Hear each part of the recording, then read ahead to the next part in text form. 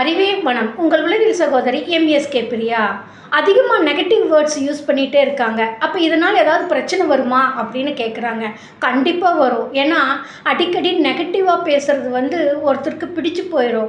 எதையை பேசினாலுமே அதாவது அதீத நம்பிக்கைன்னு சொல்லுவோம். ஏதாவது இவங்களுக்கு ஒரு பிரச்சனை நடந்திருக்கும், ஒரு பாதிப்பு நடந்திருக்கும், இல்லைன்னா அது சார்ந்த சூழலில் இவங்க வாழ்ந்து வந்திருப்பாங்க. அப்போ இவங்களுக்கு அதீத அக்கறை, அதீத விழிப்புணர்வுங்கிற பேரில் எப்போவுமே நெகட்டிவாக பேசுவாங்க. உதாரணத்துக்கு வீட்டிலேருந்து பெறப்பட்டு நீங்கள் பஸ்ஸில் ட்ராவல் பண்ணணும், ஒரு 10 கிலோமீட்டர் போகணுன்னா, ஐயோ லேட்டாச்சு, பஸ் போயிடுச்சுன்னா என்ன பண்ணுறது, அவசரமாக போய் கால் தட்டி விட்டு செருப்பு பிஞ்சிடுச்சுன்னா என்ன பண்ணுறது, நம்ம கீழே விழுந்துட்டா என்ன பண்ணுறது, நம்மளை யாராவது தூக்கி விடுவா, ட்ரெஸ் எல்லாம் அழுக்காச்சுன்னா திரும்பி போயிட்டு இருந்தால் நம்மளுக்கு அந்த வேலை என்ன ஆகும், அங்கே போயிட்டு அவங்க இருப்பாங்களா, 10 நிமிஷம் லேட் ஆச்சுன்னா அவங்க இருக்க மாட்டாங்கல்ல, அவங்க போயிடுவாங்கல்ல, திருப்பி இன்னொருக்கா போகணுமா, திரும்பி போனால் எத்தனை தடவை வர்றதுன்னு கேட்பாங்க. இப்படியெல்லாம் கேட்டுட்டாங்கன்னா இப்படியெல்லாம் அவமானம் பண்ணுமா, இப்படியெல்லாம் வாழணுமா, இப்படி கஷ்டப்படணுமா, அவசரமாக போகிறப்ப நான் ஏதாவது தட்டி விட்டு விழுந்து எனக்கு ஏதாவது ஆக்சிடென்ட் ஆகிடுச்சுன்னா எனக்கு யார் செலவு பண்ணுவா, இப்படின்னு சொல்லி நான் ஸ்டாப்பாக நெகட்டிவாக வேர்ட்ஸ் உங்கள்கிட்ட பதிவாயிட்டு உங்களை ஆக்டிவேட் பண்ணிகிட்டே இருக்கும். அப்போ நெகட்டிவ்ங்கிறது நீங்கள் அதிகமான விழிப்பு நிலையில் செயல்படுறீங்கன்னு அர்த்தம். அப்போ விழிப்பு நிலையில் செயல்படுறது சரி, அதிகமாக இப்படி நெகட்டிவ் வேர்ட்ஸ் உங்களுக்கு வந்துக்கிட்டே இருக்குது, நெகட்டிவ் திங்கிங் வந்துகிட்டே இருக்குதுன்னா இதை நீங்கள் முறைப்படுத்திக்கணும். உளவியல் பகுப்பாய்வு செய்து இதிலிருந்து வெளியில் வரக்கு ஒர்க் பண்ணணும். அதை விட்டு போட்டு இதை பேசிக்கிட்டே இருந்தீங்கன்னா இது உங்களுக்கு பழக்கமாக மாறிடும். இந்த பழக்கம் உங்களையே அறியாமல் இது நடைமுறைக்கு வந்துடும். அப்போ இது உங்களுக்கு சிக்கலாக மாறிடும். உங்களை எல்லாரும் எதிர்க்க ஆரம்பிச்சிடுவாங்க. எப்போ பாரு எந்த செயல் செஞ்சாலும் நீ நெகட்டிவாக பேசுகிறதா உன் பொழப்பா, உன் வேலையா, உங்ககிட்ட இதுக்கு தான் எதுவுமே சொல்கிறது இல்லைன்னு சொல்லி உங்களை நிராகரிச்சுட்டு செயல்பட ஆரம்பிச்சிடுவாங்க. அப்போ உங்களுக்கு தனிமைங்கிற பாதிப்பையும் கூட உண்டாக்கிடுது. பார்த்தீங்களா, ஒரு வார்த்தை, ஒரு எண்ணம், ஒரு சிந்தனை உங்களை எங்கே கொண்டு போய் எப்படி செயல்படுத்த வைக்குது. அப்போ நெகட்டிவாக பேசுகிறது சரியா தப்பாங்கிறத விட அதை முறைப்படுத்தணும். அப்போ தான் நீங்கள் இது போன்ற பாதிப்பிலிருந்து விடுபட்டு ரியாலிட்டி லைஃப்பில் உங்களால் வாழ முடியும். அதற்கான உளவியல் பகுப்பாய்வு மற்றும் சிகிச்சை தான் எங்களுடைய எம்எஸ்கே லைஃப் கிளினிக் ஃபவுண்டேஷனில் மென்டார்ஷிப் ப்ரோக்ராமில் கொடுத்து கொண்டு வருகின்றோம். உங்களோட பிரச்சனையை மற்றவங்க கிட்ட சொன்னால் தீர்வு கிடைக்குமா? இதைத்தான் டெய்லியும் பண்ணிகிட்ருக்கிறீங்க. ஏன் உங்கள் பிரச்சனை தீரல? நாளுக்கு நாள் உங்கள் பிரச்சனை அதிகமாகிட்டு தான் இருக்குது. நீங்கள் டிஸ்கஸ் பண்ண பிரச்சனை ஒன்றாவது உங்களுக்கு தீர்ந்துருக்குதா? இல்லை திரும்ப திரும்ப நினைவு வருதல்ல. இதை முறைப்படுத்த தான் உளவியல் பகுப்பாய்வு அவசியம்னு பெரும்பாலும் இதை செய்யாமல் நம்பிக்கை சார்ந்து போயிடுவாங்க. இல்லைன்னா பிரச்சனை யாரோ ஒருத்தர்கிட்ட பேசிட்டா போதும் அது சரியாயிடும்னு நினைப்பாங்க. ரெண்டுமே தவறு. அதை முறைப்படுத்தி வழிப்படுத்தி நீங்கள் வளர்ச்சியை நோக்கி செயல்படுறதுக்கான செயல்திறனை உருவாக்கணும். இது தெரியாமல் ஒரு வீட்டில் ஒரு பிரச்சனை நடக்குது அப்படின்னா அதை பங்கிட்டு ஒவ்வொருத்தர்கிட்ட, ஃப்ரெண்ட்ஸுக்கிட்ட, பேரண்ட்ஸுக்கிட்ட, ரிலேஷன்ஸுக்கிட்ட ஒவ்வொருத்தர்கிட்ட பங்கு போட்டு சொல்லிகிட்டே இருக்கிறது ஒரு வகையான உளவியல் பாதிப்பாக மாறிடும். இதனால் உங்களுக்கு என்ன ஆகுனா, தொடர்ந்து இதை இப்படி பேசுகிறப்ப உங்களால் பேசாமல் இருக்க முடியாது. கேட்டவங்க இன்னொருத்தர்கிட்ட சொல்லி அது மறுபடியும் காம்ப்ளிகேட் ஆகும்.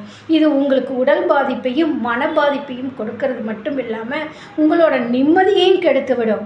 இது போன்ற பாதிப்பிலிருந்து விடுபடுறதுக்கு தான் நாங்கள் உங்களுக்கு உதவி புரிகின்றோம் எம்எஸ்கே மைண்ட் செட் நாலேஜ் தெரப்பியில்.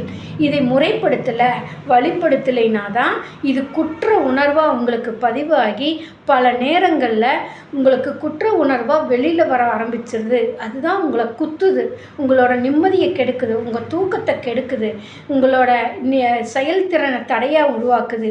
இதிலிருந்து மீண்டு வர்றதான் நாங்கள் உங்களுக்கு உதவி புரிகின்றோம் எம்எஸ்கே மைண்ட் செட் நாலேஜ் தெரப்பியில். எங்ககிட்ட கேட்குற கேள்வியில் இதுவும் ஒன்று. ஏன் ஏற்றுக்கொள்ளும் தன்மை இல்லாமல் தான் நினச்சது மட்டும் செயல்படுறாங்க, இவங்களால பாதிக்கப்படுறது கூட இருக்க நாங்கள் தானேன்னு சொல்லி.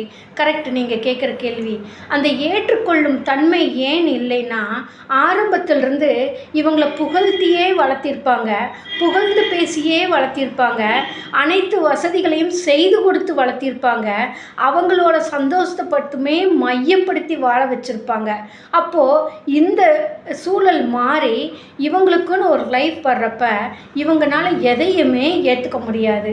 எதையை பேசினாலும் ஆப்போசிட் பேசுவாங்க, இல்லைன்னா எதை பேசினாலும் நெகட்டிவாக பேசுவாங்க, இல்லைன்னா ஒவ்வொரு எக்ஸ்ட்ரீமில் போய் கற்பனையில் பேசுவாங்க. அந்த மாதிரி சூழலில் வர்றப்ப தான் அந்த ஏற்றுக்கொள்ளும் நிலை தன்மைங்கிறது இவங்களுக்கு வராது. எது எடுத்தாலும் தான் என்ன நினைத்திருக்கிறார்களோ, எப்படி பழகி இருக்கிறார்களோ, அது மட்டும்தான் நிஜம்னு போராடுவாங்க. உதாரணத்துக்கு ஒரு ஆனியன் வாங்குறீங்க, அதாவது வெங்காயமோ தக்காளியோ நீங்கள் வாங்குறீங்கன்னா, நீங்கள் வாங்கினது என்ன ரேட்டோ அதை மட்டும்தான் மையப்படுத்தி பேசுவீங்க. மற்றவங்க வந்து இது நான் கம்மியாக வாங்கிட்டு வந்தேன்னா ஏற்றுக்க மாட்டாங்க. அது எப்படி? அது ஏன் கிடைக்காது? நான்லாம் அப்படி வாங்கலையே, அது பொருள் நல்லா இருக்காது, இப்படின்னு ஏகப்பட்ட கம்ப்ளைண்ட்டாக தூக்கி போடுவாங்க. இது ஒரு வகையான உளவியல் பாதிப்பு. அப்போ சூழலுக்கு தகுந்த மாதிரி அமைச்சுக்க தெரியணும். அந்த ஏற்றுக்கொள்ளும் தன்மையும் புரிந்து கொள்ளும் தன்மையும் உருவாக்க தெரியாது, வராது. எப்போவுமே இவங்க ஒற்றை செயல்பாட்டிலேயே செயல்பட்டுக்கிட்டு இருப்பாங்க. புதியதை விரும்ப மாட்டாங்க. அப்போ இவர்களிடம் நாம் போராடுவதை விட உங்களை நீங்கள் பாதுகாத்து கொள்ள வேண்டும். இவர்களிடம் அதிகமான எதிர்வாதங்களை பேசாமல் இருந்துவிட்டு உங்களை வளர்த்தி கொண்டால் நீங்கள் வளர்ச்சி அடைய முடியும். ஏன் இவங்க இப்படி, ஏன் அவங்க எப்படி சொல்லிட்டாங்க, இவங்க ஏன் புரிஞ்சுக்கல அப்படின்னு இவங்க கூட போடுறீங்கன்னா உங்களை கேள்விக்குறி தான்.